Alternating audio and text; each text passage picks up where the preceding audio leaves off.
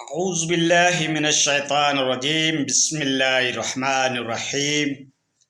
کنتم خیر امت اخرجت للناس تأمرون بالمعروف وتنہون عن المنکر۔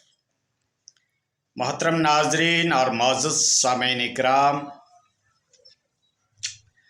آج کا جو میرا موضوع سخن ہے، جو ٹاپک ہے، جو سبجیکٹ ہے، یہ اتحاد امت کو لے کر ہے۔ جو ہماری مسلم قوم الگ الگ فرقوں میں بٹی ہوئی ہے، الگ الگ جماعتوں میں، الگ الگ سموہ میں، الگ الگ گروپوں میں، الگ الگ اس کے نظریات کو لے کر، اس کے نظریات افکار کو لے کر، الگ الگ مسلکوں کو لے کر جو قوم کا شیرازہ ایک دم بکھر چکا ہے، تو ایک امت کی فکر رکھنے والے شخص کے لیے یہ لمحہ فکریہ ہے، ایک سوچنے کا مقام ہے، اور ان کے دل کے اندر ایک درد اور ایک کرب، ایک اضطرابی کیفیت پیدا ہوتی ہے اس شخص کے لیے جو امت کے حالات اور واقعات اور امت کی پرستتیاں اور امت کے آنے والے وقت کے اندر جو حالات طاری ہونے والے ہیں یا مستقبل میں ہیں یا پھر دور حاضر کے جو مسائل ہیں، ان کو اپنے دیکھتے ہیں، ان کی کارکردگی کو دیکھتے ہیں، تو واقعی ایک لمحہ فکریہ ہے، ایک بڑا المیہ ہے، ایک بڑا سانحہ ہے کہ کس طریقے سے امت الگ الگ محاذ کے اوپر بکھری ہوئی ہے، اور اس امت کا زوال کیسے آ رہا ہے، یہ امت پسماندہ کیوں بن رہی ہے، یہ امت ذلیل اور خوار اور رسوا کیوں بن رہی ہے۔ دوستو، جب ہم اپنے اعمال کی طرف نگاہ دوڑاتے ہیں، اپنی کارکردگی، اپنی مشغولیات، اپنی ورکنگ، اپنے فعل کو دیکھتے ہیں، تو یہ امت کے اندر حسد بہت پایا جاتا ہے، اور بھی اقوام کے اندر ہے، لیکن اس امت مسلمہ کے اندر اگر دیکھا جائے گہرائی کے ساتھ کہ اس کے زوال کا کارن کیا ہے، واٹ از دا ریزن، کارن کیا ہے، تو ایک کارن سب سے بڑا تو یہ ہے کہ اس قوم کے اندر حسد، بغض اپنے بھائی کے پرتی بہت ہے۔ مولانا لوگ چاہتے ہیں کہ میرے سے بڑھ کر کسی مولانا کی اسپیچ نہیں ہونی چاہیے، اس کا مقام نہیں ہونا چاہیے، اس کی پاسبلٹی نہیں ہونی چاہیے، میں اس کو زیر و زبر کرنے کی کوشش کروں، میرے سے آگے نہ بڑھ جائے۔ عوام کا بھی یہی حال ہے، عوام بھی آپس کے اندر یہ سوچتی رہتی ہے کہ میرا بھائی آرام کے ساتھ روٹی نہ کھا پائے یا آرام کے ساتھ 2 روپیہ کما نہ پائے۔ دوسرے سگے بھائی کے دل کے اندر یہ حسد کا مادہ پنپ رہا ہے، اور یہ آج کے دور کا نہیں ہے، یہ حضرت یعقوب علیہ السلام کی اولاد سے چلا آ رہا ہے۔ سگے بھائی تھے، صحابی تھے، دونوں جانب سے صحابی تھے، باپ بھی نبی، بھائی بھی نبی، ان کے بھائی، ان کے صحابی کہیں گے، کیونکہ وہ ایک طرف تو ان کا باپ نبی ہے، ایک طرف یوسف علیہ السلام اس کا بھائی نبی ہے، تو سگے بھائی، سگے صحابی، اس کے اندر بھی حسد پایا گیا کہ نہیں، وہ ساری داستانیں مجھے لوٹانے کی ضرورت نہیں ہے، آپ اچھی طریقے سے اس سے واقف ہیں۔ تو وہ حسد، وہ کینہ، وہ کپٹ، وہ بغض، وہ عداوت، وہ دشمنی، وہ نفرت آج ہماری مسلم قوم کے اندر عروج کے اوپر ہے۔ دوستو، میں نے کسی ویڈیو کے بارے میں یہ نہیں کہا ہے کہ اس کو پھیلاؤ یا اس کو غور سے سنو، لیکن اس ویڈیو کے بارے میں ضرور آپ کو ہدایت جاری کر رہا ہوں، اس ایک میری بات کے اوپر غور کرنا، تاکہ امت مسلم کی کمزوری کہاں سے چالو ہو رہی ہے اور اس کا ازالہ کس طریقے سے کیا جائے، کس طریقے سے قوم کو متحد کیا جائے، کس طریقے سے پلیٹ فارم محمدی پہ لایا جائے۔ دوستو، ہمارے اور آپ کے آقا نامدار محمد مصطفیٰ احمد مجتبیٰ سرور کائنات صاحب لولاک سید الانبیاء صلی اللہ علیہ وسلم جب آواز بلند کرتے ہیں مکے کی سرزمین کے اوپر، تو عرب قوم ایک اجل قوم تھی، بادیہ نشین قوم تھی، جہالت، ضلالت، بددینی، گمراہی ان کے گٹی میں پڑی ہوئی تھی، ان کی فطرت میں شامل تھی۔ خالی پانی لینے کے مسئلے کے اوپر، کنویں کے اندر پانی کھینچنے کے مسئلے کے اوپر قبائل کی برسوں تک جنگیں جاری رہتی تھی، اتنی اجل قوم تھی۔ لیکن اس قوم کے اندر ایک نبی آنکھیں کھولتا ہے، ایک نبی کلمہ حق واضح کرتا ہے، اعلیٰ کلمت اللہ کی تعلیم اٹھاتا ہے، تو ساری قوم آپ کی دشمن ہو گئی۔ لیکن وہ حق کی آواز تھی، سچائی کی آواز تھی، صداقت کی آواز تھی، آپ کے اندر حسن خلق تھا، آپ کی اچھی عادت تھی، آپ کے بیسٹ کریکٹر تھے، جس کے لیے دشمن بھی کہتے تھے کہ آپ صادق ہیں، آپ سچے ہیں۔ امانت داری کے بارے میں دشمن بھی کہتے تھے کہ امانت کے اندر ہیرا پھیری نہیں کر سکتے،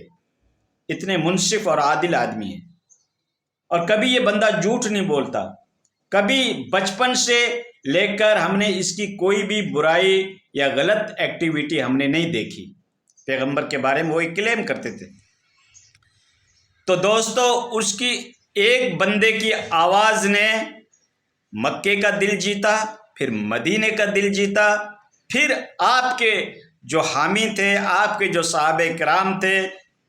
جو آپ کے شاگردین تھے، انہوں نے تو نہ صرف عرب کی سرزمین کو بلکہ رومن اور پرشین امپائر کو بھی گرا دیا، جو اپنے آپ کو مہذب سمجھتے تھے، اپنے آپ کو ایجوکیٹڈ سمجھتے تھے، اپنے آپ کو سائنسداں سمجھتے تھے، اپنے آپ کو بڑا پاور رکھنے والی حکومتیں کہلاتی تھی، دنیا کی مشہور حکومتیں تھیں۔ لیکن آپ کے ساتھیوں نے، اس نبی کے مشن نے آخر رومن اور پرشین امپائر کو بھی گرا دیا، کیونکہ اس کے اندر سچائی تھی، اس مذہب کے اندر سچائی تھی، اور اس کے اخلاق اعلیٰ تھے۔ نہ ان کے پاس کچھ ساز و سامان،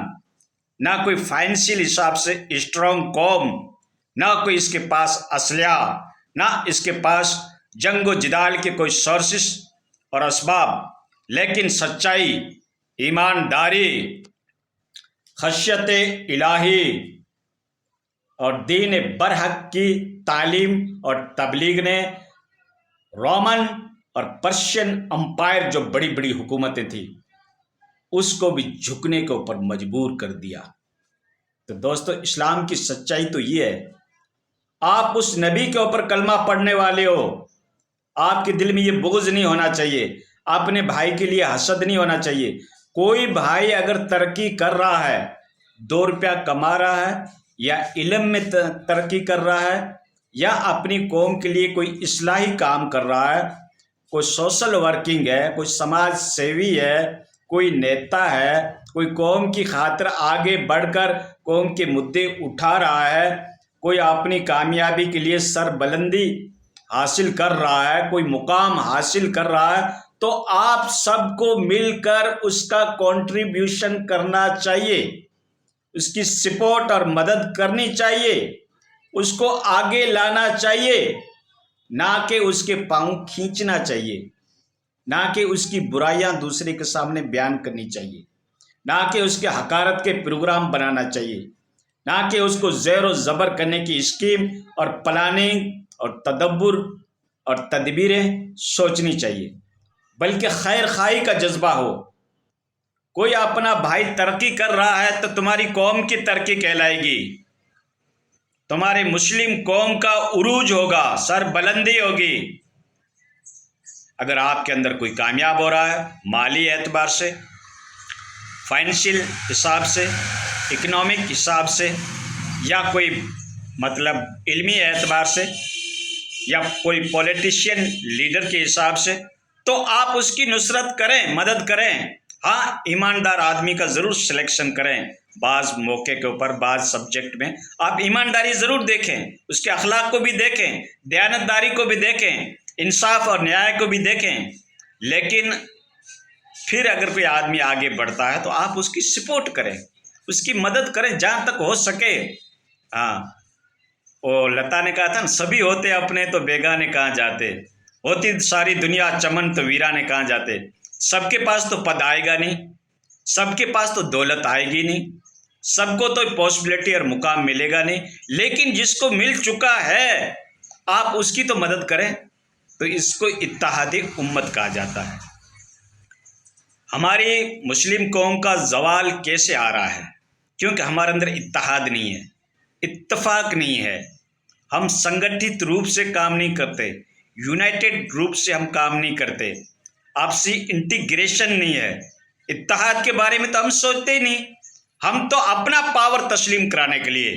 اپنی شخصیت کو ہائی لائٹ کرنے کے لیے، اپنا مدعا منانے کے لیے، اپنا سیلف انٹرسٹ، خود کا مفاد، سوئم کا سوارتھ کس میں ہے، اس کو منانے کے لیے تو ہم کئی ایفرٹ فٹ کرتے ہیں، کئی کوششیں کرتے ہیں، لیکن امت کے بارے میں کوئی نہیں سوچتا۔ دوستو، یہ زندگی مختصر ہے، تمہاری عزت بنے یا نہ بنے، تمہاری عزت اللہ کی نگاہ میں ہونی چاہیے۔ اس دنیا میں پد لے کے کیا کرو گے؟ اس دنیا میں دولت حاصل کر کے کیا کرو گے؟ تم تو قبر میں جاؤ گے، خالی ہاتھ جاؤ گے، خالی ہاتھ آئے تھے، تو اس دولت کو لے کر کیا کرو گے؟ تو دوستو، اتحاد اور اتفاق پیدا کرنے کی کوشش کرو، فرقہ پرستی سے اوپر سوچو۔ کوئی بھی کلمہ پڑھنے والا ہے تمہارا بھائی ہے، کسی بھی جماعت میں ہے، ٹھیک ہے، اس کی عزت، اس کی رسپیکٹ کرنا سیکھو، اور اتحاد امت کرنے کی کوشش کرو کہ پوری مسلم قوم کس طریقے سے متحد ہو۔ حدیث میں کہا گیا ہے کہ سارے مسلمان ایک بدن کے حصے کے مانند ہیں۔ تمہاری آنکھ کو تکلیف ہوتی ہے تو پورے بدن کو تکلیف ہوگی، تمہاری انگلی کو تکلیف ہوتی ہے تو پورے بدن کو تکلیف ہوگی۔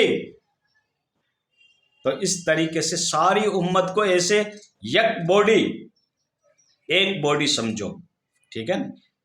ہاں، جب یہ احساس تمہارے اندر پیدا ہوگا کہ سارے مسلمان بھائی بھائی ہیں، تو آپ کلمہ پڑھنے والے کی عزت و وقار کے ساتھ پیش آؤ گے۔ دوسری بات دوستو، ساری دنیا انسانیت کے ساتھ، کسی بھی دھرم، کسی بھی مذہب، کسی بھی ریلیجن، کوئی بھی آدمی ہے، ہر آدمی کی عزت کرنا سیکھو، پڑوسی کے ساتھ اچھا ویوہار کرنا سیکھو۔ اسلام مذہب یہی سکھاتا ہے، مانوتا کی بھلائی کرو، آپ ہر ایک کے ساتھ بنا وجہ کسی کو پریشان مت کرو، ٹارچر مت کرو، یاتنائیں مت دو۔ مذہب اسلام کی سرپرتم یہی تعلیم ہے۔ اسلام اخلاق سکھاتا ہے، اپنے اخلاق کو بلند کیجئے، پھر دیکھو اللہ بھی تم سے راضی ہو جائے گا۔ اللہ کے نزدیک تو عزت کس کی ہے؟ نیتاؤں کی، پولیٹیشین لیڈر کی، عالموں کی، قاری کی، حافظ کی، مفسر کی، مقرر کی نہیں۔ اللہ کے گھر تو تقوی رکھنے والے، جن کے دل میں خدا کا خوف ہے، اس کی عزت ہے۔ ان اکرمکم عند اللہ اتقاکم، اللہ کے نزدیک تو معزز اور مکرم وہ ہے جو اہل پرہیزگار ہے، تقوی اختیار کرتا ہے۔ ٹھیک دوستو، چند ایک باتیں تھیں جو میں نے آپ کو بتا دی۔ اللہ تعالی ہمیں ان باتوں پہ عمل کرنے کی توفیق عطا فرمائے۔